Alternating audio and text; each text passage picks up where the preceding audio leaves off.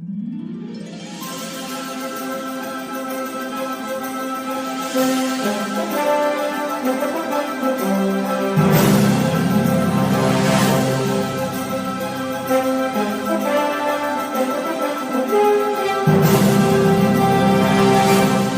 welcome once again to another edition of the Hyperion Adventures podcast. We're so glad you joined us today. I'm Tom. I'm here with my beautiful wife, Michelle. Aw, thank you, sweetie. Hi, everybody. So good to have you with us. You found us today. Find us in the future on SoundCloud. You can find us on Stitcher. You can subscribe to us on iTunes and Google Play Music. And if you go on those sites, it would be helpful if you give us just a quick little review and tell people, hey, this is a pretty good podcast. We kind of like it. You might like it too if you're a Disney fan just like us. Right. And we really would appreciate that. And we also really enjoy when we're getting the feedback that we've been receiving, what kind of things you want us to talk about and what kind of things we haven't done quite as well as you might have wanted. Maybe a few too many things, but we love hearing from you either way. We want this to be an interactive show. We've said it many times, and we continue to believe that. You can contact us many ways on Twitter at Hyperion Podcast, Facebook and Instagram at Hyperion Adventures Podcast. Email us at HyperionAdventurespodcast@gmail.com, and you can also find us on the web. You can leave a comment there, HyperionAdventurespodcast.com. So many of you out there that got us started. We really appreciate you. You guys are our OG Hyperion Adventures, and we want to hear from you, who you are, where you're listening to us from. There's so many cities I look on it and I see these great places in Mississippi, Virginia, New Jersey, Massachusetts, South Carolina, of course, California, even other countries. We're global, Canada, Great Britain, Brazil, France. Where are you listening to us? We want to hear from you so we know who our family is. Right. And we really want to recognize our OGs group, and we're coming to the cutoff of what we're going to consider somebody to be an OG. We still want people to feel part of the family, but those original people who kind of got us going here, we really want to thank you and show our appreciation. And that's the thing. See, coming up here, we have something big coming up that we're going to announce next week, actually. That's why we're cutting off this thing on August 31st, is because we want to know who you people are that started us from the ground level. We have something else that's coming up that we think is going to boost our listenership by a bit. So we want to know who you people are so we can really love you. We love everybody out there, all our listeners. We love you all. But those people that first started us off, listened to us when no one really knew us from anything, we really appreciate you so much. So please, please, please, please send us a note. Let us know who you are, and you may get a little something surprise in the mail from us. We'll let you know. So we're cutting that off again, August 31st. And again, next week, we're going to have a little announcement on how this show is going to expand a little bit. Very exciting news. I know. Suspense, a little excitement. So, anyways, like I said, you can contact us any of those ways I listed before, and we'll list them again probably within the show and definitely near the end of the show if you missed it the first time. So, on to our main topic of the week, and boy, what a big week this is coming up here today. By the way, is Sunday, August 19th, 2018. That's when we're recording this. Coming up this coming Thursday on August 23rd at 10 a.m. Pacific Time, 1 p.m. Eastern Time, tickets for the 2019 D23 Expo go on sale, and we want to tell you exactly why. If you're a Disney fan, this is something you need to look into going to. Right. And we went last year. Excuse me. Oh, yeah, I guess it was last year. Right.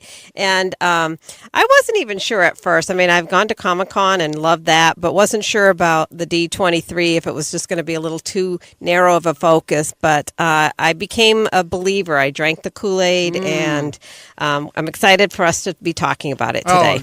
It is such a cool thing. And let's get down to the details of next year's D23 Expo to begin with, just to get it started off. So it takes place from Friday, August 23rd, 2019 to Sunday, August 25th, 2019 at the Anaheim Convention Center. So actually pretty close to Disneyland. So you can plot out a whole trip of going there, doing this thing, and maybe spending a couple extra days at Disneyland as well to make, if you're coming from someplace farther away, you can say, hey, this is going to be our summer vacation for next year. So here's what they released a bunch of stuff this week as far as the ticket prices and some announcement as far as like the Masquerade, which they've had in the past, which is kind of a cosplay costume show where there's a prize awarded at the end. really cool. It's incredible what these people, the work they put into their cosplay is phenomenal. It is awesome. Yeah, the Disney cosplay at this is worth it just for that. Even if you end up not going in, go outside and just watch the people dressed up. It's amazing. Really, really cool stuff. They also announced that there's a design award going out there. I guess it's going to be based on the Haunted Mansion, which we decided is going to be the 50th anniversary next year. So they'll be celebrating that with a design. And I believe the prize is something like $2,500 for the person that comes up with the design they like the most out of that. So nice. Anyway, but let's get down to actually attending this event. It comes up. We talked to you last week about being a gold and gold family member of D23 and what the advantages might be. One thing we left out is the discounts you get if you go to the D23 Expo. Well, there's some other stuff that we'll talk about later as well. But the discounts you get as far as tickets, if you're going to buy a ticket for the 3 days, all 3 days of the event, which I totally recommend, but I understand if you can only make it for a day, whatever. The early bird tickets for adults, that's for all 3 days, $177 per piece. After November 20th, they are $219. So if you're thinking about doing this, you want to do it as early as possible. By the way, these tickets will sell out. It's not like Comic-Con, though, where they sell out within an hour or so.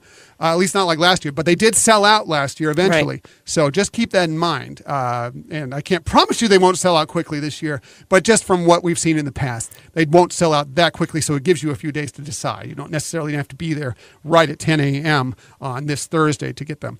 On to the other 3-day tickets. Children's tickets from ages 3 to 9 years old. Early birds are $125.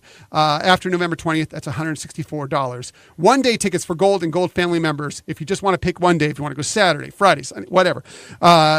Each one, or if you want to go 2 days, $67 a piece is what they are. $67 early birds after November 20th, $79. Children, early bird, $49 after November 20th, $59. So that's what you get on as well if you're a gold or gold family member. So you get a bit of a discount because now I'm going to go to the people that are not members, what you have to pay if you want to go. And that's perfectly fine. You can go to this thing. You don't need to be a D23 gold or gold family member. There are some perks with it, but you don't need to be one. A 3-day ticket for adults, $249. There's no early bird. It's just, that's the price. $249 for adults for 3-day ticket. Children 3 to 9, $185. So you see the discount difference there. If you're an early bird with a gold member, it's $177 for the 3-day tickets. For adults, for non-members, it's $249. So we're talking a $70 discount there. That's basically the price of becoming a gold member. I mean, obviously it's per person. Right. But that's a huge discount. 1-day tickets for adults, $89. For children, 3 to 9, that is $69. And there's one other ticket possibility out there for those of you that really want to do this thing all out. And believe me, there are a lot of perks that go with this and a lot of front-of-the-line things, and you can read all up on the site, D23.com. The Sorcerer's tickets, which always get the front and center. They're always let in. They are always acknowledged by people. It's pretty funny when you go there. They say, "Hey, where are my sorcerers at?" Well, it's because they paid $2,500 a ticket. But anyways, those will sell out. Believe it or not, at $2,500 a ticket, those will sell out fairly quickly. So if you're thinking about, you want to splurge, you want to go all out on this thing, you may want to look into getting that. And you can only buy that if you are a gold or a gold family member. Just want to point out too, to get the discount, one person in your party needs to be a gold member. You don't have to have everybody in your party be a gold member to get the gold member discounts. Right. So that's like we talked about last week. And if you go back to last week's episode, you can learn more about it. Gold member, just a regular gold member, that will cover you and one guest. If you're a gold family member, that covers you and 3 guests. So if you're going as just a couple or a couple friends, whatever, one gold member will cover 2 people. A gold family member will cover you, your spouse, and your 2 children, or 3 other friends, however you want to put it together. But it's advantageous, and there's more advantages that we will talk about later on, that being a gold or a gold family member when you actually go to the expo. We will break, as a matter of fact, we're going to pretty much just tell you today why this is a great event. Later on, as we get nearer to it, we're going to give you some tips on how to navigate it, how to take advantage of everything there. But it's a little early for that now. So we're just going to tell you what we experienced, why we liked it, and why we think you'll like it. Right. And like you said, as we get closer to the event, we can talk about the planning. But we really wanted to share with you our passion for this and hopefully, kind of get you hyped up about it, that you might consider, if you haven't or if you've gone before, that, maybe you can get back with us on some of the things that you might want to share with us of what you found great about that expo. Absolutely. It's fantastic. And if you do have questions for us, of course, you can email us or hit us up on social media. And again, I'll go through all those later on in the show. Here's what we experienced at last year's, the 2017 D23 Expo, which was magnificent. Let's break it down, first of all, what you have going on there. Every day there are two big panels, which are you think of, if you know Comic-Con at all, Hall H, the big panels, the ones that everybody wants to make it into. That's Hall D23 at the D23 Expo. And their panels consist of, at least this is what they've done in the past, and we assume something similar will be next year. Friday morning, there's always a morning and an afternoon panel. Disney Legends. Their induction into the Disney Legends was Friday morning, and then the afternoon was the animation panel. So everything doing with Walt Disney Animation, Pixar, etc., was that afternoon. Saturday, they opened it up with the live action movies, so Marvel, Star Wars. They did Mary Poppins Returns last year. Wrinkle in Time was a big thing for last year, and that was the morning panel. Then the afternoon panel is the parks panel, which is really cool because they announce a lot of interesting stuff about what's going to be happening at the various different parks, what they're opening up, what they're conceiving, how they're changing things. It's really cool stuff. And then they finish it up on Sunday. Sunday's kind of a funky little day that, some people can't stay for the whole thing because maybe they have flights out, or whatever the case may be. But what they had last year, which was amazingly cool, and it wasn't a morning panel, it was kind of an afternoon and a later afternoon. It was Alan Menken, A Whole New World, where he goes and just went out and performed this bit, telling stories and singing his classic songs from his whole oeuvre. Disney, which are so many. Yeah. That was so phenomenal to me, is just thinking, I know that he's done a lot of songs, but the more and more he played, it's like, oh my God, he's done that one. Oh wow, he did that one. It's an amazing show. I'm hoping he's going to do it again. I don't know what they're planning for this year. I don't know if they're going to do that again, but either way, that was very cool. So they have those, and then but if you don't want to make the big panels can be kind of tough to get into. Although the one advantage they have there over what Comic-Con does is when you go to Hall H and Comic-Con to go see the big panels, they let you in and they don't let other people in until people decide to leave. That's not the case for at least what it's been in the past for Hall D23. After each panel, they empty the room out, and new people that are waiting in line or people that want to go get back in line are let in up until it reaches capacity. So even if you don't make the morning panel, there's a good chance if you don't mind waiting, you can make the afternoon panel. Or if you want to wait overnight and make the morning panel, so be it, or get there super, super early. Right. We'll discuss more of that when we get to navigating this at another future episode. But it really is beneficial as opposed to Hall H, which can be really tough to get into for Comic-Con. Right, yeah. I mean, that was one of the great perks that we really liked last time, too, is, otherwise you're just, if you don't make it in, and then it's just onesie-twosies get in later on. This is great that it gives a broader experience for people who haven't been able to get there for the first show. But don't think that it's just those big panels that make up D23. No, there's other smaller panels that can vary in how tough they are to get into. There's D23 Expo Arena, which is like the second biggest panel. Some of the big names show up there for some things. There's Stage 28. And again, I'm going back with what they did last year, which is kind of current Disney going on, like they had DuckTales there and some other things, and some past Disney as well, as kind of looking back at a few things. And then there's the Walt Disney Archive stage, which is classic Disney, looking back at Imagineering, looking back at classic animation, all that kind of stuff. So if you're interested in any of those things, you can go to these panels as well. And then there's always the actual main floor where they have showcases from Pixar, Marvel. They had huge set up last time. This is the first time we got to see a scale model of what Galaxy's Edge was going to look like, and it was incredible to go walk there. And they had some of the Imagineers there that you could ask questions to as you're going through, and it was fantastic. They had a Walt Disney Archives area, which I believe this coming in 2019, I believe is probably going to be the Haunted Mansion, because it's 50th anniversary. This last time it was pirates all the way through for many years. So it was a lot of Pirates of the Caribbean and such like that. They also have, of course, they have a main center stage where different performers go and show up and perform different things. Like we saw, or at least I saw, I think you were waiting in line. Right. Sorry. That's all right. Saw Susan Egan perform out there, who you may know as Meg from the Hercules movie, but also she was the original Belle for Broadway's version of Beauty and the Beast, and she put on a great show. And they have other performers. They put on like these 40-minute shows. They're really fantastic.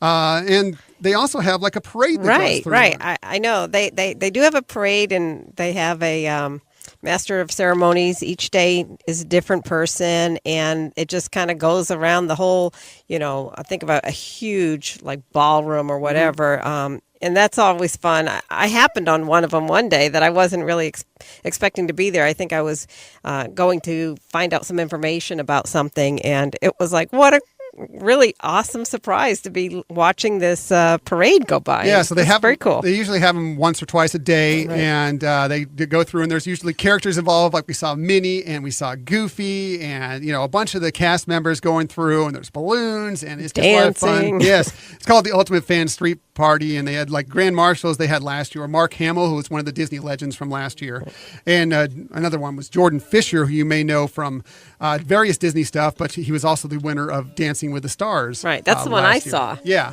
so that was kind of cool. And he was also in Hamilton, but what? That up. Yeah, not that I didn't know anything about Hamilton, but here's the stuff that we saw when we were there. So we went. We didn't even try and make the Legends panel, although from what I understand, we could have made that in pretty easily. But we did go the first day to the animation panel, and man, was that cool. We got to see stuff from Incredibles 2. The cast came out. We got to see a first clip of spoiler alert, Jack versus the raccoon. We got to see a little bit of clip from Olaf's Frozen Adventure, which was coming out that winter.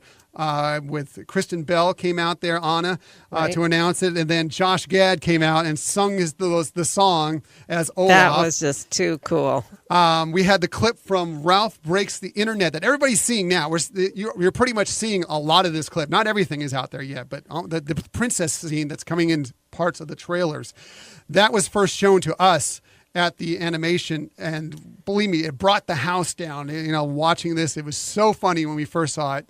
And then they brought out all the living Disney princesses on stage, because all of the people that are still alive that voiced these princesses originally are voicing them in Ralph Breaks the Internet. Yeah, it was incredible to see that. I mean, that's really what's great about this is, you don't really know what they're going to be bringing to you, but it's going to be an awesome show, and I love Comic-Con, but I think Comic-Con, you kind of know what you're going to get. And here it's just surprise. Right. And it's cool. I mean, they take your phone, or they don't take your phone. They make you bag up your phone so you can't shoot anything. So you feel like, ooh, this is really just for us. It's really cool. No one else is going to see this for a while. And it did. It took almost a year before this footage of this princess stuff came out, but we were like, wow, this was amazing. So we saw that, and then they finished it all up, because coming out in winter was their big movie, which was Coco.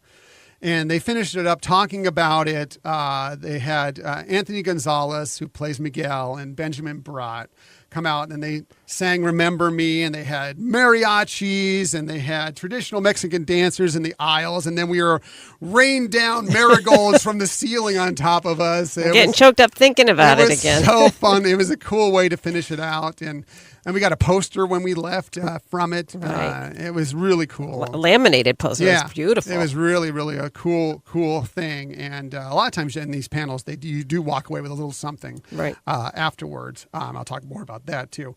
We didn't make it to the live action stuff, but they did the next morning. They had an issue. Like, we tried to get there early enough to do it, but they had an issue the day before, where they had a problem with some people that showed up that they told were going to be able to make it into the animation panel, but didn't make it in. So they gave them, like, here's a fast pass to go into the live action the next day. So they cut it off earlier than normal. If you had spent the night there, or at least late enough to get a wristband, you were fine.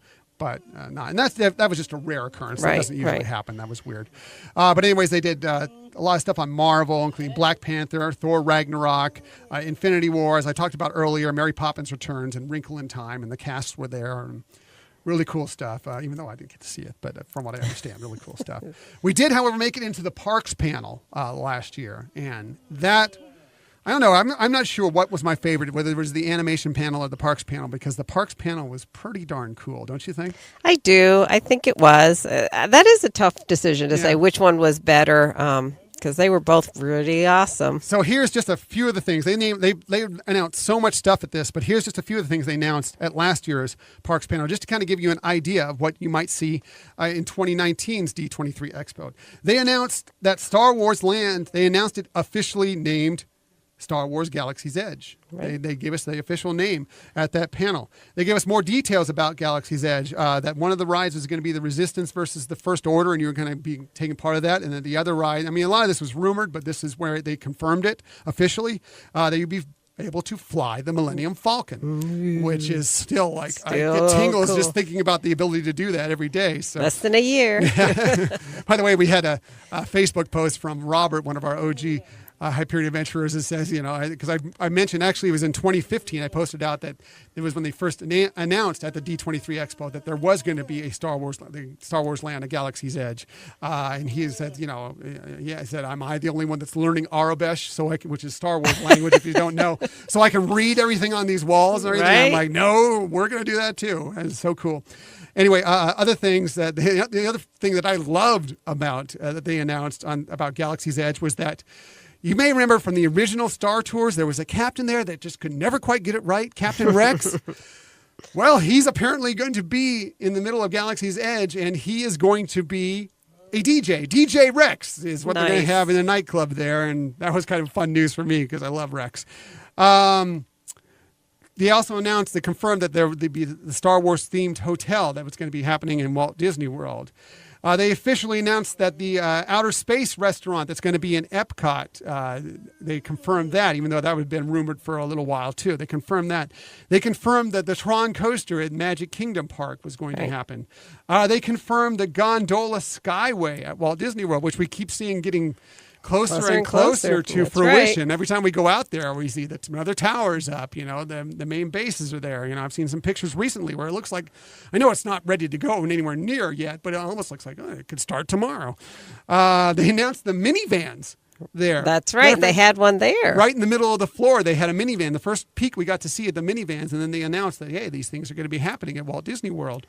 They announced that there would be a 7th Disney cruise ship there. We knew 6 going in. Right. They announced that not only are there going to be 6, there's going to be 7 coming up in for Disney Cruise Line. They hinted at Marvel Land, which now has been confirmed. Marvel Land at Disneyland Resort at Disney California Adventure Park. They kind of hinted at it, like, we may have something coming up here. They didn't specifically say what it was or where it was going to be, but they said this, we're not done with Marvel, after they did Mission Breakout at California Adventure Park. Right. And when they're making all these announcements, it's not just like somebody standing up there announcing it. They're showing you images all, on their big screens of what things are going to look like. So, imagine seeing what the hotel where you're totally immersed in being in outer space is going to look like. And, the minivans, of course, they had one there on the floor as well, that you could see these vans that you could take. Their, Lyft is the organization they paired with, but these are vans that are decorated like Minnie Mouse. Yeah, so cute. They are too cute, and they'll take you around, either from your resort to the parks or from resort to resort, as long as you're on the property there. And now they're actually going out to the airport as well. Yeah, they've really expanded. I think I've heard that they're also moving it to where you can take them to Port Canaveral to the cruise ship as well. Nice. So it really has been a success so far, and the minivan project has really done well. Right. They finished the whole thing off with one of the most heart-touching stories I think I've ever heard from the parks, and I think I know it touched you a lot. It did. Maybe you might want to tell the listeners what it was. Sure. So they did they read a letter and I'm going to try to say this without getting choked up, but I can't guarantee. So they read a letter that somebody wrote to the Disney company, and they were describing that they have an autistic child that they brought to Disney and Disney World. And the one thing that this child said he wanted was a green balloon. More than anything else. More than anything. That's, yeah. I have to have a green balloon. Right. So, the parents like, okay, let's wait till the end when we're leaving and we'll bring the balloon home. And so it was time to leave the park, and they could not find a green. You're getting choked up. It's great. Yeah. They couldn't find a green balloon anywhere. And they kept going to different balloon vendors and couldn't find it. So finally, the mom, the child was actually getting pretty upset. So the mom went around to try to talk to people, see what she could find out. And she went to one of the balloon vendors, and that person took the time to go in the back and blow up a green balloon to bring to that child, and it just made that kid's day. Save their vacation, essentially, is what she said. Right? In this email. And actually, the dad wrote the letter. Okay. Yeah, that's right. And so, because he was very impressed with, how this all turned out. And so they're reading this letter. They actually read the letter from the dad, and then suddenly, the room filled with people carrying hundreds of green balloons, and they gave them out to all of us. Right. So you took it back home with you. And I did. Put it in your office, and actually, it's lasted longer than any Mickey-eared green balloon. There was or something any very balloon that magical I've ever seen. about it. Yeah, it was so cool. But the fun thing too now is, anytime I'm at the park and I'm seeing a balloon vendor, I look for green balloons, and they are pretty rare. Yeah, it's amazing that you don't see them as much as you would think. But right. Yeah, we always do after that story, look for the green balloon. Where is it? But it was so great, and just a really touching way to finish this thing, and it just really made you feel good about Disney and everything, and the park people and the cast members and what they do to help these people out, and make sure that their vacation is as good as it possibly can. Right. Be. Going above and beyond Absolutely. Just to make sure, Absolutely. Because easily they could have just, everybody could have just said, no, we just can't help you. We don't have any more green balloons. It was the end of the day, but somebody really took the initiative and, showed the Disney spirit to this family. And like you said, it really made their vacation. Right. And as I also said, you walked out with the green balloon, but that wasn't the only thing you walked out of that panel with. Everybody that was in that panel also got a fast pass, a reserved area to go watch Fantasmic, which was just debuting. It wasn't scheduled to debut until Monday. The people that were in this panel on Saturday could go and see a preview of the reimagined Fantasmic at Disneyland Resort, at Disneyland Park, on the Saturday or the Sunday, one or the other. There's 4 shows, and you got a reserved area to go watch this. So that was one of those special perks that you got by just being at this panel. So, like I said, you walk away with cool stuff, but the story, that made it. Right. The story was everything. Yes. It was just really cool, and that's the kind of stuff that you can expect when you go. Other things we went to when we were there, we went to see Melodies in Walt's Time. That was at the D23 Expo Arena, and that was moderated by Whoopi Goldberg. It basically focused on the music from the Disney live action movies kind of in the middle of the century, in the 60s, mostly, like Mary Poppins, of course, but a few other of them. And they kind of came out there and they performed a lot of the songs, and they had some of the stars of the movies come out and talk about what it was like making them. And it was pretty cool. And then Richard Sherman made an appearance, kind of walked out at the end. I know. It was really, really cool. And then speaking of Richard Sherman, the next night we went to A Kiss Goodnight with Richard Sherman and also another Disney legend, Floyd Norman, who, was an animator forever with Walt Disney. And that was cool because we got to go through a lot of the music and telling stories of what it was like, working with Walt and such. And very touching. Just really cool. And then on Sunday, we went to see It was the 20-year anniversary of Hercules, so we went and saw Zero to Hero, the making of Hercules, because we love that movie. We think it's a very underrated movie, as a matter of fact. And they had Tate Donovan there, who was Herc. Susan Egan as Meg was there. Ron Clements and John Musker, who were the directors. And you may know that they've done so many Disney movies, Little Mermaid, Aladdin, Moana, The Princess and the Frog. They were all there, and they kind of explained, and there's some animators there and everything. And they kind of explained what went into this, including their trip to Greece to go look at a lot of this stuff. And they took so many pictures and made so many drawings and stuff for when they were there, and it was just kind of fun. And finished it up with Susan Egan as Meg singing "I Won't Say I'm in Love," and it was fun. Great performance. Fun. So those are the other kind of panels that we went to. There were other panels there that we didn't quite make it to because we were either seeing these panels or just doing other things. But like they had the celebration of the Lion King. Celebrating an anniversary, and that I know they talked about the whole making of it, and that finished up. We were outside waiting in line for something else, and we saw that they came out. A lot of the performers from The Lion King came and filled the halls and sang at the end and everything, and that was great. The Power of the Princess, which was a kind of a panel with the princesses. We talked about how the princesses were there on stage for the animation panel. Well, they did this panel as well. They showed up there and talked about that. DuckTales, I already talked about that. DuckTales was just about to debut on Disney Channel, the new reimagined DuckTales with the cast now, so they had a panel on that. Oswald the Lucky Rabbit, Search for the Lost Disney Cartoons, 80th anniversary screening of Snow White and the Seven Dwarfs. They took one in their theaters for the 80th anniversary, and they had a screening. Then other panels, they had the Ink and Paint, the Women of Walt Disney's Animation, Evolution of Pixar, just so many different types of panels. So if you don't make the big panels, there are all these other cool things to go to. Right. And so many other cool things, can I mention pins? Oh, you can mention pins. By the way, shopping is a big thing, but we'll start with pins. Right. So if you're a Disney pin lover, this is a gold mine place to get some real good treasures, and the prices are phenomenal. I think I went back there multiple times every day just to, make some final decisions on which ones I was going to get, but that was amazing. Yeah, if you're a pin trader, they have a lot. I mean, they have all these limited edition pins and everything you can buy for their regular price. Some that they're not out there anymore. You can find them, but they also have a lot of the smaller little pins that you can pick up for like $1 a piece, $2 a piece, $3, $5. Either way, it's cheaper than what if you were to buy these pins at the park, and then they're great as you want to trade up through. These little pins you bought for $1 that you don't really intend on keeping, but if you like to trade, it's great rather than purchasing a pin for anywhere from 10 to 15, even more dollars than trying to trade that. It's really a great way to kind of advance your pin trading and get you started off for not much money, because some of these can be very expensive.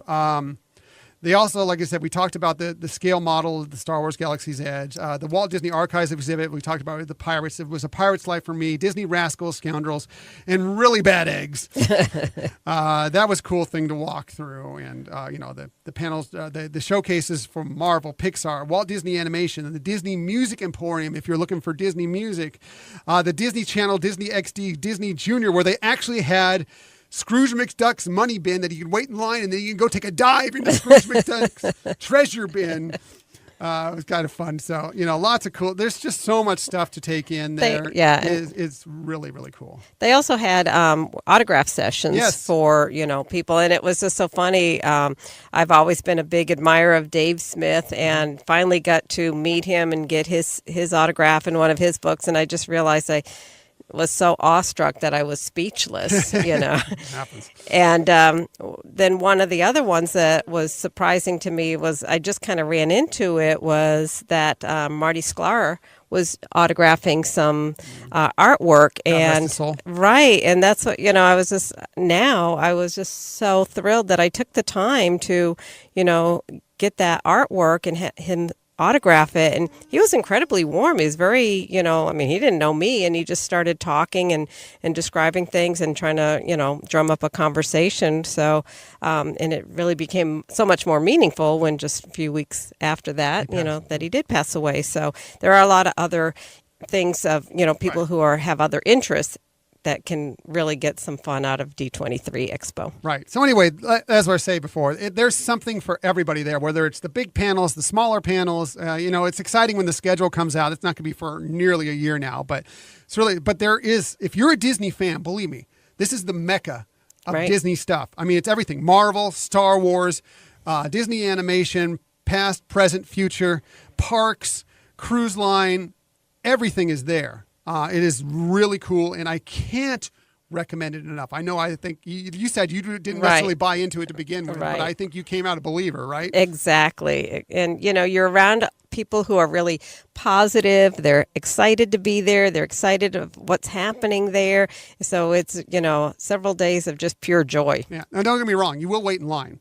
Right. You will wait in line there. Lots of lines. Matter of fact, that's when we started doing our line selfies. Like, okay, we're in another line selfie. But it's Disney. You expect to wait in line. That's what you do as a Disney fan. You wait in line, whether it's at the parks, no matter where you are. You're waiting in line. But a lot of times the payoff is very much worth it. Another thing I forgot to mention is the shopping there. They put out collectibles. That's one of the lines. Some people go just to get these collectibles that just come out. They're limited edition, just come out for this event, and they forget the panels. They're just going to get those things, and whether they're keeping it for themselves or whether they're pawning them off, whatever, or one of each, one to keep, one to sell, whatever. But that's another thing. They're fast passes to get cuts into some of these things as well. We'll discuss more of that as we go on and get closer to 2019. But we can't recommend it enough. You should do this thing.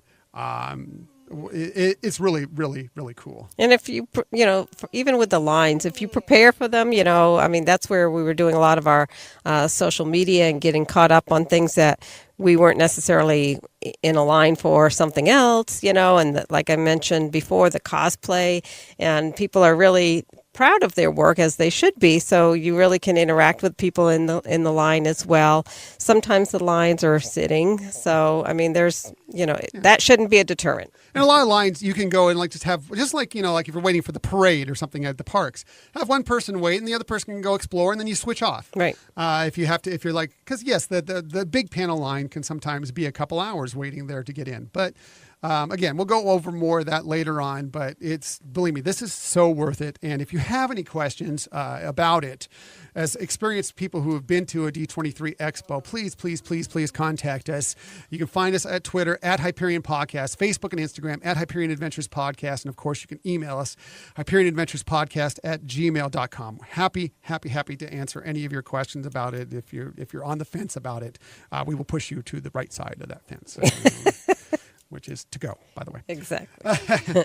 Okay, that's it for D23 Expo for this week. But let's get quickly. We're moving on. It's a long segment, but let's get quickly. Was kind of a slow week for Disney stories, surprisingly, outside of the D23 Expo. But there are a couple out there that I want to get to. And we got to start at something that I don't usually like to go necessarily a negative story, but this needs to be something that's talked about. Disney put an indefinite hold on the plans for a new luxury hotel at the Disneyland Resort this week. They were really excited about this thing. It was going to be a 700-room property. They had bargained. Well, the deal with this is they had bargained a few years back a $267 million tax rebate with the city to do this. Disney decided to move it about 1,000 feet, move more into the downtown Disneyland area. Because of that, the city council used a loophole and had kind of retracted that rebate. Right now, just to explain this a little bit, I'm not going to get political with this because I don't ever want to get political on the show, but just to explain what's going on. The city council in Anaheim is not, for the first time in 60 years, not exactly Disney friendly.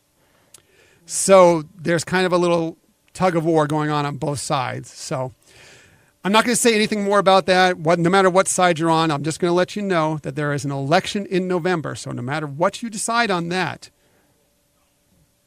it could be helped on November, one way or the other, whichever side you're on. So I'm just going to move past that, but just wanted to let you know that that's going on right now.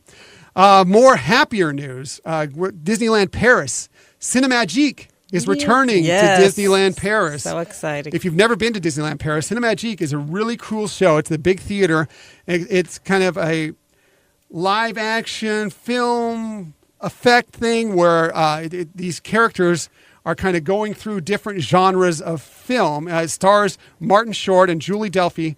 They take viewers to various films, movie moments. It's going to return. It's been closed since March 2017, where they've been housing the new Marvel Superheroes United show that debuted in June of this year. Right.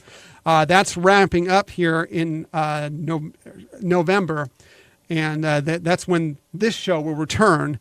And we're playing at least until March. We don't know what's going to happen in March 2019 after that. But yeah, it's I know it's been there since Disneyland Paris opened, and it was like one of the great shows. And I know we saw it, and we really enjoyed it. Right. And we lucked out that we were able to sit in a great location. I don't know if you remember the last time we saw it, we were actually sitting next to the family of the day, which, at the parks. Yes, those are okay seats. Yeah, they got to go to every show and got to have the best seating that was reserved for them. And we were sitting right next to them. We didn't know it till we started talking to them. But yeah, it is a great show. And I know following, a lot of people on Twitter that, are in Europe, they're thrilled about it too. So, yay. Very cool. Very cool. It's a really cool experience out there if you happen to be going to Disneyland Paris coming up here this winter or spring. A couple of Disney movie notes. Tessa Thompson has been tabbed to play the lead role in the live-action Lady and the Tramp. So she's going to play Lady. Now, if you don't know who Tessa Thompson is right off the bat, you may know her. She was Valkyrie in Thor Ragnarok. So she'll be playing Lady in this movie. Wow. She'll be voicing Lady. Justin Theroux is going to be playing opposite her as Tramp. That movie is going to be released, as we talked about last week, on Disney's new streaming service at some point in the future. So nice. That's very cool. And one more movie note. The live-action Mulan began production this week. Disney released a photo of, and I'm going to butcher her name, Liu Yifei. I hope that's right. But she looked great in this picture. They have a picture of her in a classic pose of Mulan holding a sword. She looked fierce as could be. They also shared a set photo later on in the week of what appears to be, it could be the reflection scene that everybody knows is the big reflection number near the beginning of the movie. That's what it looked like it might be. Movie also stars Donnie Yen, who you may know as Chirrut Imwe from Rogue One, a Star Wars story. He's going to be kind of a mentor for Mulan, is what they kind of say in the synopsis of the movie. And Jet Li is another famous name you may know. He is going to be the Emperor of China in this. So that movie is scheduled to hit theaters in March of 2020. So very cool. Excellent. Disney movie news coming out this week. But we've moved on, and we've already are 40 plus minutes into this show. So we need to get to our tips of the week. As you know, we always close out our show with tips for the parks, for Run Disney, for the cruise line, whatever, just Disney in general. And we always started off with ladies first, Michelle's tip of the week. All right. Well, thank you. So this tip is for people who have not been to Disney World or haven't used their Fast Pass system. And I'm not going to get into too much details about that, but I just want to give a little tip. If you are going to Disney World and you are going to schedule your Fast Passes, you get to schedule 3 Fast Passes per day at one park, and then during the day you can, after you've used them, can start getting others.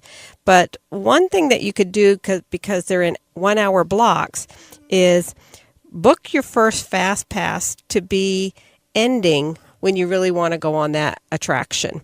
And then your second Fast Pass immediately after. And that way, especially if you have kids, you can go to 2 attractions fairly quickly. And then you'll have, your hour before your third Fast Pass starts. And that's where you can get into doing some other things, such as Sorcerers of the Magic Kingdom. And so there one of our favorite things. It is. It's so fun. And so you, for that, when you're entering the parks, you can go to the Firehouse on Main Street, and they will set you up. They'll hook you up with the cards that you need. But this is a great interactive game for kids and adults, because we do love it, where you get cards that can help you battle the evils, the villains that are trying to take over Disney World. So I don't want to spoil too much about it, but it is a fun thing. You get a map, and you have your spell cards, and you go around and you do these little interactive activities, and that can really help give some activities before your next fast pass, and that can be done. It goes into different parts of the park, so that is an activity that you can use to have some fun things to do if you're not necessarily wanting to go on another standby line for waiting on your third fast pass. Yeah, it's also great if you've say you've done Magic Kingdom a couple days and maybe you're looking for something else to do. You've done most of the rides and you just kind of want to still be in the park. Maybe you have a reservation for dinner later or whatever. Something you can do out there. And they do have different levels too. By the way, there's like a beginner, there's an intermediate, and I think there's even an advanced level of this. So after you've gone through the beginner one, if you've gotten a few cards, you can kind of step it up to the next level. It becomes a little tougher. You kind of got to, the beginner level is pretty much you just hold up any card and it works. Right. But the intermediate level, you got to kind of think about what cards you're doing. Right. There's a little more strategy involved. Exactly. And it's all free. You get your Magic Band scanned, and that's what really takes over the activation of all this. And every day after that you go in the park, you can get another set of cards. Mm-hmm. Again, it's all free, so it's a great activity. So anyways, that's a tip. Yeah. Fast passes and filler. Very cool. All cool stuff and stuff that we love, especially when we're at the Walt Disney World Resort. I'm going to talk very quickly about something very simple here, but at least it seems simple, but I've always amazed. Whenever we go to, I'm just going to talk about the Disneyland Resort. When we go there and when you walk in, you go through security there and there are the ticket booths. And we're always amazed at how many people are there in line. They waited till they got there and they're purchasing their tickets. The line is always crazy long and it's shocking to us. Really, people, if you're planning on going, even if you're just going, deciding that day you want to go, purchase your tickets ahead of time. Go online. Get them ahead of time, and really it'll cut out so much of your day to not have to go to these ticket booths when you get in there. Yes, and you're right. It is a long line, and it takes a while. Yeah, and plus, there's all, well, you can purchase them online. If you're staying in the area at a Good Neighbor hotel, you can purchase at a lot of these hotels. So you don't need, if you want to, do that before you get there. When you check in, just say, hey, we're going tomorrow. Can we purchase our passes there? You can, like I said, there's so many different ways. Also, when you're purchasing ahead of time, there's a lot of places where you can get discounts on these tickets. You're not going to get a discount, most likely, when you're actually going to the Disneyland park. But however, if you go through AAA, if you go through Costco, sometimes at the supermarkets like Vons or Safeway, they have discounted passes there. Right now, for the next couple weeks through September 3rd, we talked about this at a prior episode. If you know someone who's an annual pass holder, or if someone in your family is an annual pass holder, they can purchase 2 one-day tickets at a discount. Depending on what day you're going, it's a different discounted rate, but it's a discount off of what the tickets are normally. There's lots of different ways to purchase these tickets. You can also, if you're going, say you're coming from a different area and you're staying for 3 days or something, if you're going to get 3-day tickets, let know that a 3+ day ticket will get you one magic morning at the Disneyland park, which is kind of like, even if you're not staying at a Disney resort hotel, you get to go in an hour before everybody else does, or before a rope drop, and take advantage of, and believe me, it's a huge advantage, especially when you're going to Disneyland. Those are at Disneyland Park on Tuesdays, Thursdays, and Saturdays if you're planning your trip around that. That's for one day if you do that. You can also purchase what's called the SoCal City Pass if you're going to do like if you're not just doing Disneyland, say you want to come down to a San Diego area in particular. They do, when you buy that pass, you get a 3-day park hopper ticket, which goes both to the Disneyland Park and Disney California Adventure Park, but you also get a day at Legoland and a day at SeaWorld. Nice. So if you want to kind of extend your vacation, do some other things around, you can kind of do that. And that also gives you the same magic morning if you purchase that pass. And it is at a discounted rate over standard ticket rates. Another thing you might want to think about doing if you are purchasing, especially some of these tickets that are 3 days plus, and you're considering maybe should I do an annual pass? Well, if you're going on a date that might be a blackout date for the annual pass you're thinking about, buy the ticket ahead of time. You can go in with that ticket that day, and as long as before that ticket is run out, if you go to any of the booths there, and now I'm talking about going to the booths, but you go later in the day when there's less people in line at that booth, you can turn that ticket, and it'll be that amount of money you paid for that ticket will be accounted to your annual pass. You can turn it into an annual pass, and that way you went through the blackout date, but you also got your annual pass that may have not been necessarily good for that time. So it also gives you a chance to consider it. So anyways, try and find different ways. Don't walk up there with nothing in your hand. It just really will benefit you and save you so much time if you just purchase your tickets ahead of time in different ways, and it could end up saving you money. Exactly.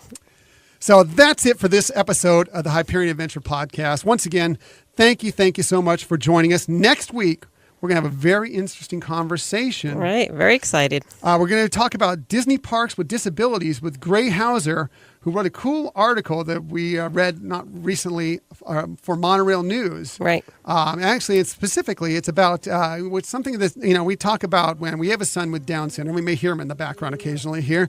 You hear about other disabilities, autism especially, but you don't hear about in the hearing impaired. You don't hear so much with the visually impaired. Right. And Gray has gone through this, so he's going to tell us what it's like and how Disney goes and helps people with a vision disability. That I'm really looking forward to that as well, and I'm sure a lot of our listeners will probably really be thrilled to hear some of his great stories too. Absolutely. So we're looking forward to that. We'll also be recapping the Chalk Walk because we're going to be up there next week. That's next weekend, the Chalk Walk. So, by the way, because of that, we're going to be up there. Probably do the park a little bit afterwards. Our episode normally drops around 2 p.m. or so, usually on Sundays. It might be a little bit later, a couple hours later next week, but it'll still be out on Sunday, and it'll still get out there to you. And if you subscribe to us, you'll know exactly when it comes out. So, if you want to contact us, I've already given these out, but I always like to give these out at the end. At Hyperion Podcast on Twitter, Facebook and Instagram, at Hyperion Adventures Podcast. On the web, you can leave us a comment, HyperionAdventuresPodcast.com, and of course, you can email us, HyperionAdventuresPodcast@gmail.com. And please, we really want to know who you people are that really helped us out. We want to know who our OG Hyperion adventurers were, the people that started us off, because next week we're announcing something that we believe is going to expand our listenership, but we want to give you guys credit for being there from day one or from ground floor or, just the first few months of this show. We really we love all our Hyperion adventurers, but especially you OG Hyperion adventurers that started us off. Right. So please let us know. We really want to be able to, personally thank you for that. And also to give us any feedback or any requests. Or just to say hi. Absolutely. We love it. We love hearing from all our listeners. Interactive show. We want to share with everybody. If you have a tip you want to give out, we'd be happy to share that with our listeners as well. Matter of fact, there may be an episode coming up where I'm just going to solicit listener tips and just kind of go through it at some point. We'll talk about that later, much in the future. But anyway, thank you for finding us today. You can find us in the future on SoundCloud and on Stitcher. You can subscribe to us on iTunes and Google Play Music. And please, please, please tell your friends about us. And if you get a chance, really quick, just give us a quick little review. It helps somebody out there that may not know anything about us to tell them, hey, this might be a podcast you want to listen to. And we really appreciate if you do that. So Thank you very much. Thanks again for another edition of the Hyperion Adventures Podcast. Can't wait to talk with you again next week. And until that time, please have another magical week. Goodbye.